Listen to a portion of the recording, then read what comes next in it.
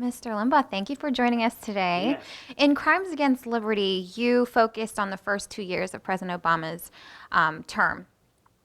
The Great Destroyer focuses on the remainder of his term. How did you do your research, and what was different this time around? I researched the same way I did for my other books. There's so much material, it's not hard. You search categorically, chronologically, but I divide it up into categories.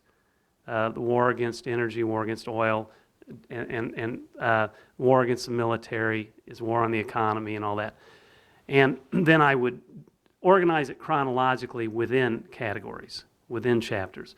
And I tried to cover pretty much every big substantive item that he's done. I have no idea if I succeeded, but I know I covered a lot in there. I was running through and counting the footnotes after I got done. I think it's, unless I miscounted, like 1,300. And 402 pages of text and 1,300 something footnotes. Because with my high profile last name and my lawyer background and orientation, I want to be as thorough as I can and insulate myself against possible attacks. So this is not my opinion, although I interlace my opinion in here, but I want to document it and source where I got it. And to the extent that I can, I want to source mainstream media sources too, because they can't argue with themselves, those who would attack. So far in July, there have been at least 3 conservative authors on the New York Times bestsellers lists. The other 2 are jerks. Just kidding, Monica. I love Monica. Don't know Ed Klein. What's your question? So I don't. What does that say about Americans' mindset for the upcoming election? It says these 2, Monica and Ed Klein, should have waited for me to have the stage and let me do it all, and then they should have presented their book after the election, so theirs wouldn't have sold. No, it shows what's going on. We had a spontaneous uprising of the Tea Party. It was not astroturf, as the libs have said. It was spontaneous grassroots. And Obamacare is one of the main drivers of it, that and his excessive spending with stimulus and everything else. Now we've got, with this Supreme Court ruling on Obamacare and with the rest of the stuff that he's done, I think the Tea Party is going to rise again with even greater fervor. But my point is, using that as an analogy, the demand is out there for these books. The demand is driving these books. These aren't experimental books to see if they'll sell. I mean, you've got to do a good book and you've got to resource it or as in Klein's case, have inside sources or whatever he has. And Monica had a different approach to it, and her book is great too. I'm not going to mention its name, Monica. Yes, I am. Oh, what the bleep just happened. It's a great book. My point is, Obama is engaging in a set of policies that are destroying America. People are horrified. We don't know if our retirement accounts are safe. I mean, nobody ever knows for sure if their retirement accounts are safe. But now we're truly fearful that what we own may be worth virtually nothing in a couple of years, because we could have a collapse of our entire economy that would exceed anything we've ever imagined. The stock market crash we had a few years ago, it would dwarf that. You know, we could have hyperinflation, we could have interest rates. We could have, if we keep spending the kind of money we're spending, the interest payments on the federal debt could exceed the amount of revenue each year that we get from taxing. It's that critical. And as I mentioned in this talk to Heritage, everybody knows, if they're not downplaying it, if they're not blind, if they're not intentionally ignoring the gravity, that this is so serious. Yes, we've said this is a once-in-a-lifetime election. This is the pivotal turning point. We've said that before. And we're saying it again, and somebody says, well, that's cliche. Well, maybe it's been true every time we said it. We get incrementally in more trouble every year. There's a steady march of liberalism in this country. Even after the Reagan years and all the unbelievable growth that it unleashed, liberalism never stops. They're relentless, and they come back. And they vilified his growth and turned it into something that it wasn't. So that you had this record that was incredible under Reagan. And it would have been better, you would have lesser spending. They blamed the deficits that Reagan was not totally able to control on his tax cuts when revenues doubled. They're able to do anything with propaganda. Yes, we didn't get the spending under control, but that wasn't his fault. He tried. It's liberals. And so there's a steady march of liberalism throughout our history, and things are getting worse.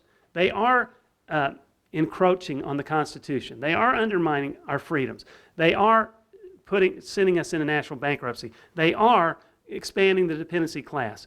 And and undermining the private market and rugged individualism and American exceptionalism and our ability to defend ourselves. Even that, they did it under Carter. Reagan had to rebuild. What's going on with our defense system, as I talk about in this wonderful book, is startling and horrifying too. So, what was the question? I love just going off on tangents. What I have was that another question for you. Well, no, you got it, so I can come back and circle and fully answer this question. I asked, what does that say about Americans' mindset for the upcoming election? I did answer that. We're nervous, we're scared to death, and legitimately so. And those who aren't scared are asleep or in denial or in some kind of ideological darkness, because this is it. We have a 2 to 3 year window, according to Ryan, or whatever figure you want. It's very critical, and we've got to radically reverse it. If Obama's reelected, we are committing national financial suicide. It's that simple. You can say I'm a radical. I challenge you, viewer, to refute what I'm saying. Look at the facts. Read the book. I'm not some sensationalist, over-the-top crazy man. I know I'm coming off that way. I want to be coming off that way because it is that serious. I want people to get off their rear ends and realize how serious this is. Do you think mainstream media ignores conservative authors? Yeah, but I don't care. You don't care. Absolutely don't care. You don't, I learned that. This is my 5th book.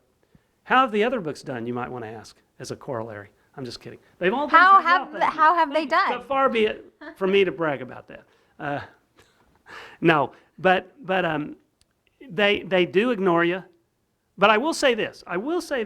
The New York Times, everybody says they're unfair in how they use their little formula and they cheat conservative authors and don't give. They have always been very fair to me. Every one of my books, I believe they gave me the ranking that the book sales warranted. Now, so I have to be fair, at least for me, they have. But as far as giving any attention, I remember one time I went to the Today Show, whatever Matt Lauer's on. I'm not into watching this.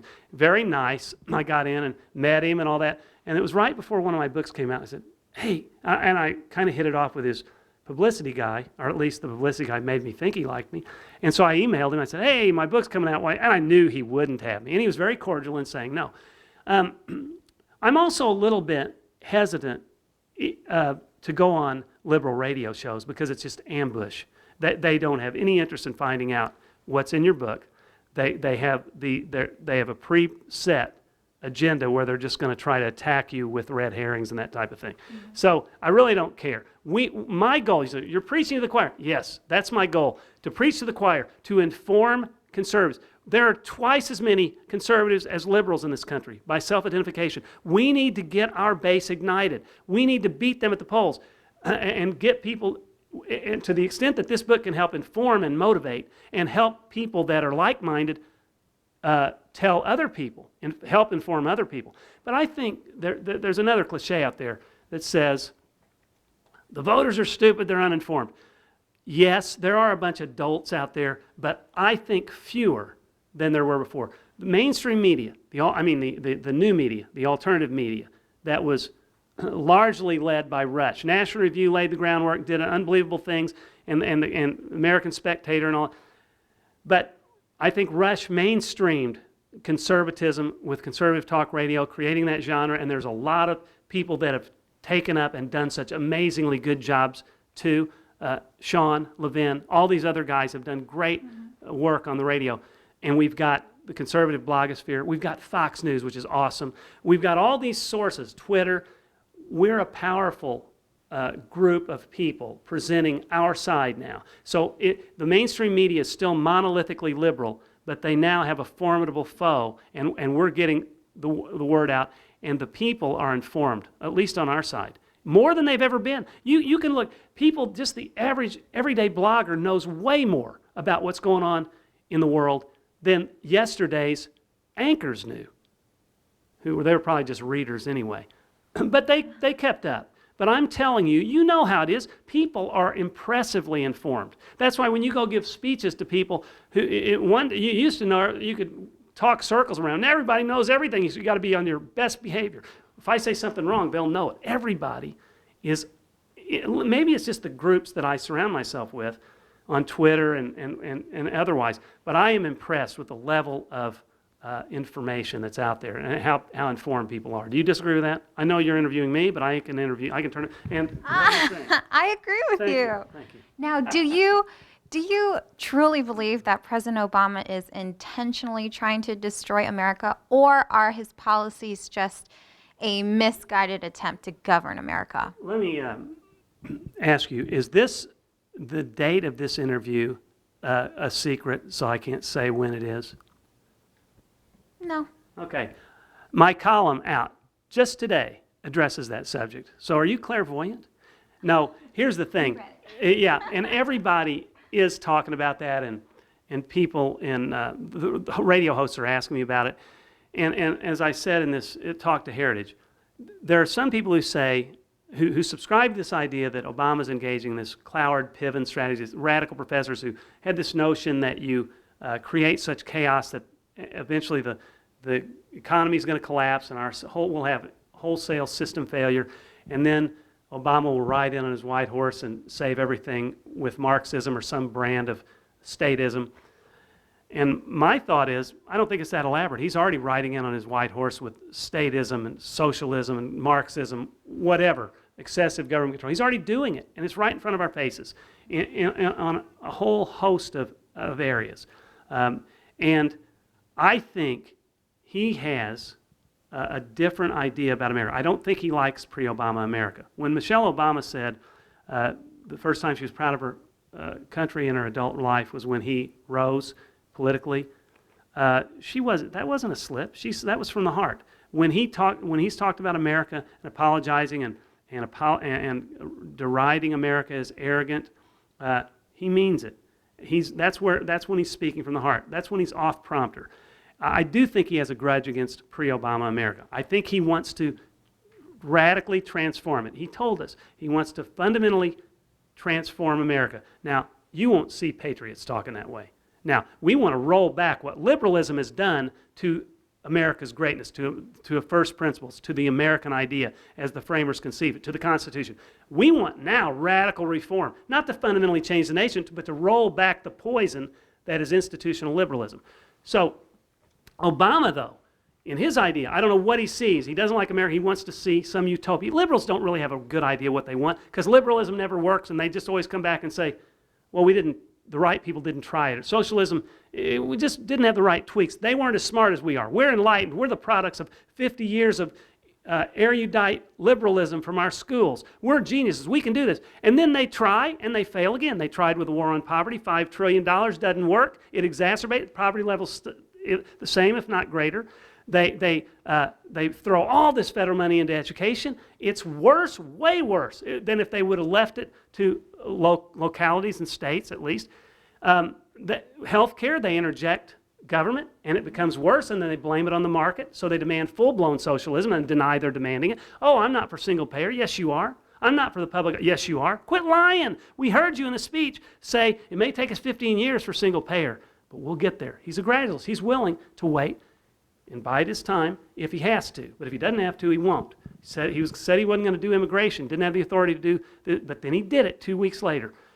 So they will do whatever they have to do. His goal is to radically transform America. Now, giving him the benefit of the doubt, he may think that he's changing it for the better, as opposed to just trying to destroy it. He thinks he's changing it for the better. He wouldn't consider it destruction. So he would say the great destroyer is not. He would say the great rebuilder, the utopian architect, in his heart of heart. But what he views as utopia, we view as complete and utter destruction. And contrary to the American idea, contrary to first principles, contrary to American exceptionalism, contrary to expanding equal opportunity, American exceptionalism, as I already said, making America the sole or among the greatest superpowers so that we can defend ourselves, not so we can be an internationalist, imperialist bully like he thinks wrongly that we have been, but that we can continue on the course that I think the most moral, generous, beneficent nation that has ever existed in the face of the earth. But he doesn't see it that way, and that's not debatable. That is not debatable, you hypothetical viewers out there who are dismissing what I'm saying. It is not debatable. I'm telling you it's not debatable. We have one last question So is he for trying? you. Wait, give me that back. Is he trying to do it? He is trying to implement policies that will destroy America, in my view. In his view, he's trying to implement policies that may destroy America. He may have a grudge. I don't know. But giving him the benefit of the doubt, no, he thinks it's going to be a utopia. He's crazy, but he thinks it's going to be a utopia. That's giving him the benefit of the doubt. Am I talking too fast? Am I talking too fast? Go ahead. Go ahead. Next question. The title of your book, The Great Destroyer, Barack Obama's War on the Republic, those are some really strong words. What made you choose that title?